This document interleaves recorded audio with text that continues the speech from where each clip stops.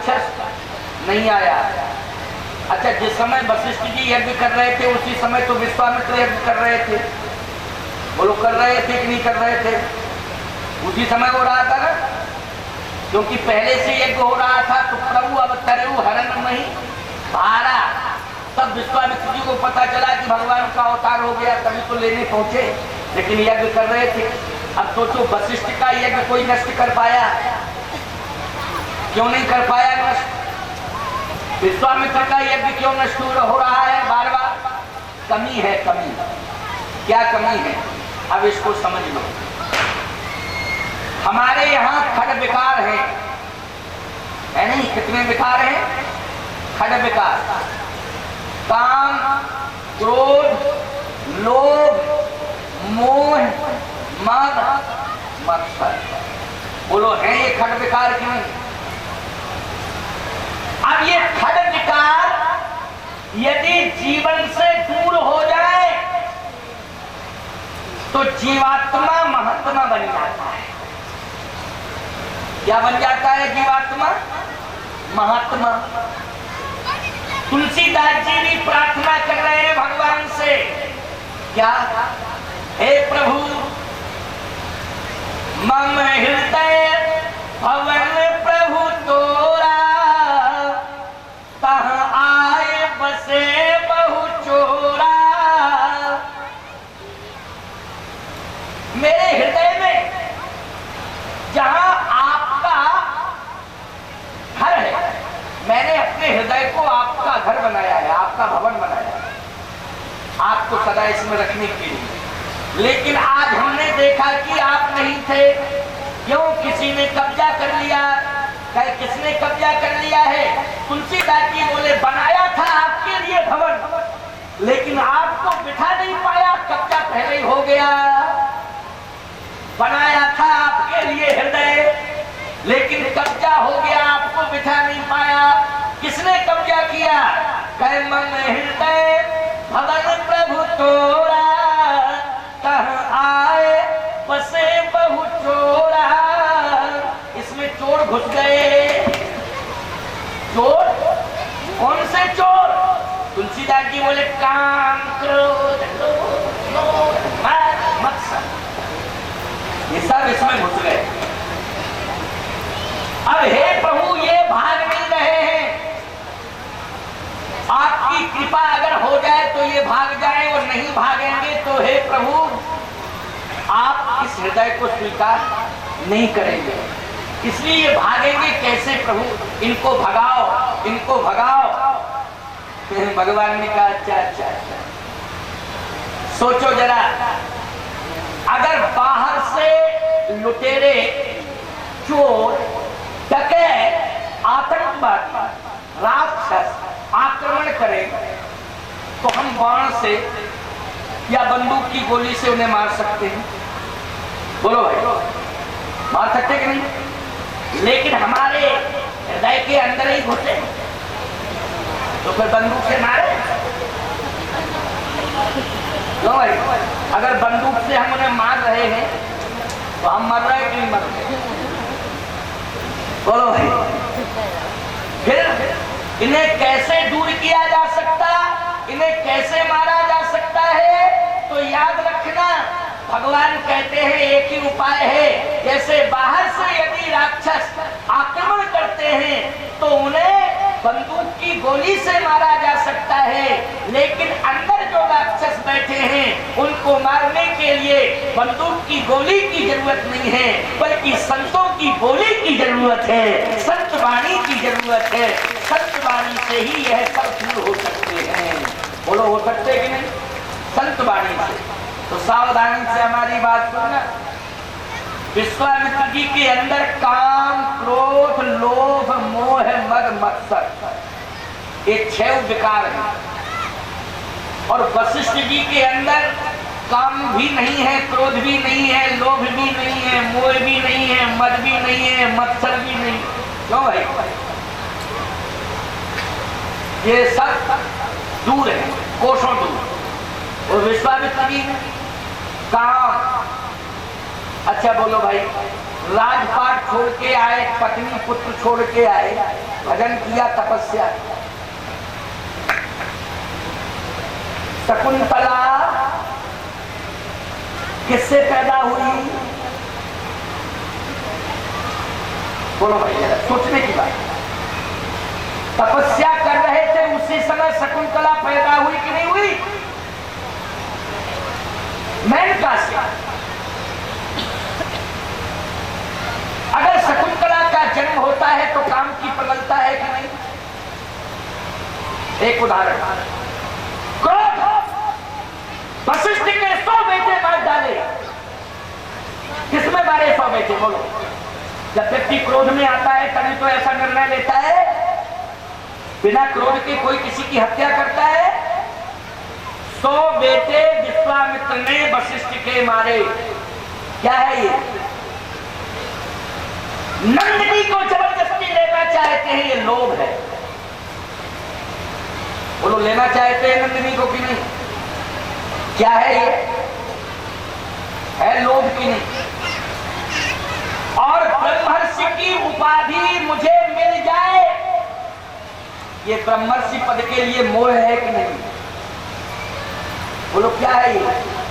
कि हमें ये पद मिल जाए, तो पद मिल जाए तो पद के प्रति मोह है कि नहीं? राजर्षि से ब्रह्मर्षि बनना चाहते हैं कि नहीं बनना चाहते? और ब्रह्मर्षि बनने के लिए ही इतना बड़ा तांडव रचा कि नहीं रचा? तो इसका मतलब है कि ब्रह्मर्षि पद के प्रति उनका मोह है। बोलो, है मोह कि नहीं? काम, क्रोध, लोभ और मोह, मद, अभिमान। अभिमान क्या है? अभिमान ये है कि मैं यह सब लेके रहूंगा, मुझ में ये क्षमता है, ताकत है, और मैं ये सब करके दिखाऊंगा, मैं ऐसा करके ही रहूंगा। तो मैं का मतलब क्या हुआ? बोलो, मैं का मतलब क्या है? मैं मानी अभिमान, अभिमान मानी मद, मैं मानी मद। बोलो, है ये मद की? और जहां ये 5 हैं वहां मत्सर तो अपने आप ही आ जाता है। कहते हैं, बोलो, आ जाता है कि नहीं आ जाता है? लेकिन वशिष्ठ, अब सुन लो जरा बात। एक बार कामदेव ने वशिष्ठ जी की परीक्षा ली। समझना, किसने? कामदेव ने। देखो, परीक्षा सबकी हुई, विश्वामित्र की हुई, वशिष्ठों की हुई, नारदों की हुई, सभी संतों की हुई। जितने भी संत हैं सबकी परीक्षा हुई, किसी न किसी रूप में हुई है। वशिष्ठों की परीक्षा लेने के लिए काम आया। और जानते हो काम किसे लेके आया? अपनी पत्नी रति को लेके आया। जैसे ही काम अपनी पत्नी रति को लेके आता है तो प्रणाम करता है वशिष्ठ जी को, कहता है, महाराज, हमें केवल आप जैसे संत पर ही विश्वास है, बाकी हम किसी पर विश्वास नहीं करते। और आप संत भी अच्छे हैं और निश्चित है कि आप कृपालु और दयालु भी हैं। आप जैसा सरल, आप जैसा कृपालु दयालु दूसरा कोई संत नहीं। प्रशंसा करने लगा। वशिष्ठ जी ने कहा, ये बताओ, मूल बात बताओ, चाहते क्या हो? प्रशंसा तुम बाद में करना, ये सब पहले ये बताओ, आए क्यों हो, बात क्या है? बात ये है कि मैं कुछ समय के लिए कहीं जा रहा हूं, ये मेरी पत्नी रति आपके आश्रम में रहेगी, और फिर मैं जब आऊंगा तो लेके चला जाऊंगा। वशिष्ठ जी ने कहा, देखो भाई, हमारा यही आश्रम, यहाँ कोई विशेष व्यवस्था है, परंतु ये आश्रम है, इसमें कहीं अगर अनुकूलता समझ में आ रही हो तो रह जाए, लेकिन कहीं कोई विशेष व्यवस्था इस आश्रम में है नहीं। कहने वाला वो तो आश्रम में किसी वृक्ष के नीचे गुजारा कर लेगी, ऐसी कोई बात नहीं है, बस आप तो कह दीजिए। वशिष्ठ जी ने कहा, ठीक है, रह सकती है। 12 साल बाद लौटा। जब 12 साल बाद काम लौटा तो काम ने अपनी पत्नी रति को वशिष्ठ जी के आश्रम के किस स्थान पर प्राप्त किया, जरा इस पर सुनो। काम ने देखा, 12 साल बाद जब लौटा तो काम ने निरीक्षण किया पूरे आश्रम का, तो रति कहाँ मिलती है जानते हो? एक वट वृक्ष के नीचे ध्यान करते हुए, नेत्र बंद कर किए ध्यान करते हुए ध्यान मुद्रा में मिली। इस मुद्रा में काम ने आवाज लगाई, रति मैं तेरा पति हूं, नेत्र खोल। मैं तेरा पति हूं, नेत्र खोल। आवाज आती है रति से, कौन है आप? कहा नेत्र खोल करके देख, तेरा पति काम तेरे सामने खड़ा हुआ है। तो जानते हो 12 साल बाद वशिष्ठ के आश्रम का ये प्रभाव था कि रति ने कहा कि आप काम है, अब ये नेत्र काम को देखने के लिए नहीं खुलेंगे, अब ये नेत्र तो राम को देखने के लिए खुलेंगे, क्योंकि अब ये नेत्र राम को देखना चाहते हैं, काम को नहीं देखना चाहते। बोलो ये प्रभाव है कि नहीं? काम चरण पकड़ लिया वशिष्ठ जी को। थोड़ी देर में क्रोध आया, क्रोध ने भी चरण पकड़ लिया। तो एक पैर पकड़े था काम वशिष्ठ जी के, और दूसरा पैर पकड़े था क्रोध, और दोनों सेवा कर रहे थे, काम और क्रोध। वशिष्ठ जी लेटे, इतने में आ गए राम जी,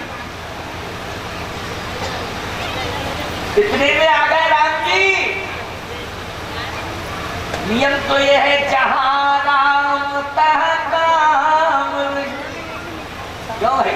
जहां राम है वहां काम, और जहां काम है वहां राम नहीं। लेकिन आज जैसे राम जी पहुंचे तो कांपने लगा काम, क्रोध भी कांपने लगा, क्योंकि जहां राम है ना वहां काम है, ना वहां क्रोध है, ना वहां लोभ है, ना वहां मोह है, ना वहां मद है, ना वहां मत्सर है। बोलो यही स्थिति है कि जहां राम है। काम कांपने लगा, क्रोध भी कांपने लगा। भगवान राम ने जैसे दृष्टि डाली, कहा अच्छा मेरे गुरुदेव के ऊपर दोनों हावी हो गए, काम और क्रोध। अब काम कांपे तो क्रोध भी कांपे। वशिष्ठ जी ने कहा राम, सजा देने के पहले बयान लेना चाहिए। क्यों भाई? सजा देने के पहले क्या करना चाहिए? बयान लेना चाहिए कि नहीं? बिना बयान के सजा नहीं देना चाहिए। बयान लो बयान। बिना बयान के सजा कभी होती नहीं है, और यदि हो जाए तो ये अपराध है। एक बार एक जज ने एक अपराधी को फांसी की सजा सुना दी। अब जैसे फांसी की सजा सुनाई तो जज ने ये कहा कि फांसी देने के पहले नियम है अदालत का कि उसकी अंतिम इच्छा की पूर्ति की जाती है। इसलिए तेरी अंतिम इच्छा क्या है बोल? तो अपराधी बोला मेरी अंतिम इच्छा यही है कि फांसी मेरे बदले आपको लग जाए, मेरी यही अंतिम इच्छा है। अब भाई इस तरह के अपराधी अगर अदालत में पहुंच जाए और इसके बदले इस तरह मांगे तो एक और जज बचेगा अदालत का? बोलो। तो बयान हो, लेकिन स्वस्थ बयान हो, स्वस्थ बयान होना चाहिए। तो अब क्या बयान देते हैं? ये स्वस्थ बयान देते हैं, काम करो। वशिष्ठ जी ने कहा बयान लो। राम जी ने कहा तुम्हारी हिम्मत कैसे पड़ी आने की? काम कहता है मैं कहां पाया, पहले आप ये बताइए। राम जी ने कहा तुम चरणों के पास आए। क्रोध बोला मैं कहां? राम जी ने कहा चरणों के पास। काम कहता है कि अगर मैं विनाश करने के लिए आता हूं तो सिर के ऊपर आता। क्रोध कहता है विनाश करने के लिए आता हूं तो सिर के ऊपर। बोलो उस समय क्रोध कहां होता है? जब विनाशकारी स्थिति होती है क्रोध कहां होता है? पैर पे होता है कि सिर पे होता है? जब विनाश करता है काम तो उस समय काम कहां होता है? सिर पे होता है कि पैर पे होता है? होता है कि नहीं? काम ने कहा कि मैं चरण पकड़े हूँ, सेवा कर रहा हूँ। क्रोध ने कहा मैं चरण पकड़े हूँ, सेवा कर रहा हूँ। इसका मतलब ये है कि संसार में अगर मैं किसी का सेवक बना हूँ और किसी से परास्त हुआ हूँ तो वो केवल वशिष्ठ जैसे संत हैं जिनके चरणों में सदा समर्पित हो गया हूँ और उनके चरणों की सेवा करता रहता हूँ। कैसे काम कहता है कि मैंने रति को 12 साल तक इस आश्रम में छोड़ा, लेकिन रति काम को नहीं देखना चाहती है, वो राम को देखना चाहती है। ये वशिष्ठ की तपस्या का प्रभाव है। क्रोध कहता है कि 100 पुत्र मरने के बाद भी इस महात्मा के जीवन में क्रोध नहीं आया। नहीं तो 1-2 बेटे मर जाते हैं, क्रोध आता है कि नहीं आता है। लेकिन विश्वामित्र के द्वारा 2 बेटे मारे गए, लेकिन इस महात्मा को क्रोध नहीं आया। इसलिए संत ने काम को भी जीत लिया है और क्रोध को भी जीत लिया है, लोभ को भी जीत लिया है और मोह को भी जीत लिया है, मद को भी जीत लिया है और मत्सर को भी जीत लिया है। बोलो, ऐसे संत को भगवान प्राप्त होते हैं कि नहीं होते हैं? आज आप देखें विश्वामित्र जी के जीवन की सबसे बड़ी कमी क्या थी? सबसे बड़ी कमी ये थी कि विश्वामित्र जी महाराज अभिमान के सहित यज्ञ करते थे। किसके सहित यज्ञ करते थे? अभिमान के सहित यज्ञ। अभी आपने सुना कैसे यज्ञ कर रहे थे अभिमान के सहित। वशिष्ठ ने जब यज्ञ किया तो इतने बड़े विद्वान होने के बाद भी यज्ञ के स्वयं आचार्य नहीं बने, यज्ञ का आचार्य श्रृंगी ऋषि को बनाया। बोलो, बनाया कि नहीं बनाया? जबकि इतने बड़े विद्वान थे, खुद ही आचार्य बन जाते। लेकिन श्रृंगी ऋषि वशिष्ठ बुलावा, पुत्र काम शुभ यज्ञ करावा। श्रृंगी ऋषि को बुलाया, वामदेव जी को यज्ञ का अध्यक्ष बनाया, स्वयं संयोजन किया। लेकिन विश्वामित्र जी ने ना तो किसी संत को बुलाया, ना किसी विद्वान को बुलाया, खुद ही यही जप जोग यज्ञ मुनि करही। तो जब यज्ञ मुनि करही तो अति मारीच स्वभाव डरही। बोलो भाई, अकेले यज्ञ कर रहे हैं इसलिए डरही। बोलो, डरही। कितने बार यज्ञ किया, लेकिन किससे डर रहे हैं? बोले, अति मारीच स्वभाव डरही। हाथ में लिए साकिल और जैसे ही मंत्र के माध्यम से स्वाहा कहने वाले हैं तो स्वाहा कह के कहाँ देख रहे हैं? ये हवन कुंड में नहीं देख रहे। जैसे स्वाहा देख रहे हैं, तो मारी तो सुबाहु को नहीं आ रहा है। तो बोलो भाई, भय है कि नहीं? मारी सुबाहु का भय। निर्भय यज्ञ तो तब हुआ जब भगवान राम पहुंच गए, तब निर्भय हुआ। राम के पहले भय से यज्ञ हुआ कि नहीं हुआ? क्यों हुआ यज्ञ भय से? इसलिए कि जहां पर अभिमान होता है वहां भगवान नहीं होता, और जहां भगवान नहीं होता है वहां भय होता है। बोलो, होता है कि नहीं होता है? और जहां पर भगवान होता है वहां व्यक्ति निर्भय हो जाता है। इसलिए जीवन में निर्भय होने के लिए हमें अभिमान त्यागना चाहिए और भगवान को स्वीकार करना चाहिए। तो विश्वामित्र जी जय जप जोग यज्ञ मुनि करही, अति मारीच स्वभाव डरही। अरे बोले, कौन मुनि डर रहा है ये मारी स्वभाव से? तो अब देखो मुनि कौन डर रहा? अभिमान आ गया। कौन मुनि? तो बोले लिखो कौन मुनि? बोले विश्वामित्र। विश्वामित्र नाम का मुनि। विश्वामित्र बोले, अच्छा, न श्री लगाया न जी लगाया, डायरेक्ट विश्वामित्र। विश्वामित्र, न श्री न जी, कोई सम्मान सूचक शब्द क्यों नहीं लगाया? तुलसीदास जी बोले, क्षमा करो क्षमा करो, अभी लगाता हूं, अभी लगाता हूं, अभी लगाता हूं। तो तुरंत तुलसीदास जी ने कहा विश्वामित्र। विश्वामित्र जी ने कहा श्री जी क्यों नहीं लगाया? तो तुलसीदास जी बोले, महामुनि और क्या भी। बोलो भाई, विशेषण लग गए कि नहीं? कितने विशेषण लग गए? मुनियों नहीं महामुनि, और जैसे मुनि नहीं ज्ञानी। ज्ञानी बोलो, ये अभिमान है कि नहीं? है अभिमान। बोले बस ही विपिन सुव्यासम जानी, ये अभिमान। लेकिन आपको मालूम होना चाहिए, इसी अभिमान के कारण मारीच का आक्रमण हुआ, इसी अभिमान के कारण सुबाहु का आक्रमण हुआ। क्यों? मारीच दोष है और सुबाहु दुख है। जब जीवन में अभिमान होता है तो ये संत का दोष है, ये संत का दोष है। दोष आक्रमण करने लगता है, और जब संत के जीवन में दोष आ जाता है तो उसे दुख ही मिलता है, इसके अलावा और उसे कुछ नहीं मिलता। क्या मिलता है? दुख मिलता है। प्यारे ध्यान से सुनना, आज तारका सबसे पहले आक्रमण कर रही है, और तारका को मैंने क्या बताया था अभी? दोष।